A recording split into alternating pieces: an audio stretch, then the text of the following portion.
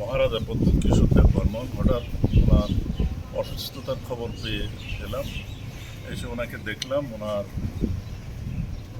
হার্টের একটু সামান্য প্রবলেম হয়েছে, সেই জন্য এখন অ্যাডমিটেড আছে। ডাক্তার অ্যাডভাইস করেছে অবজারভেশনে থাকার জন্য। সিরিয়াস না কিছু, কিন্তু যেহেতু হার্টের, সেই জন্য কেয়ারফুল থাকতে হবে। এখন উনি ভালোই আছেন, তো ডাক্তাররা অ্যাডভাইস করেছে যে আজকে যাতে উনি অবজারভেশন, উনি যে চাইছিলেন আজকেই চলে যেতে আবার।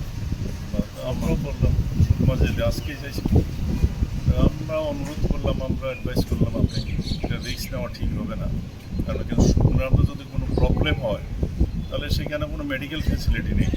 তারপরে he is a great state, ভালো আছেন, চিন্তার এমন কোনো কারণ নেই। আশা করি রিকভারি। Thank you.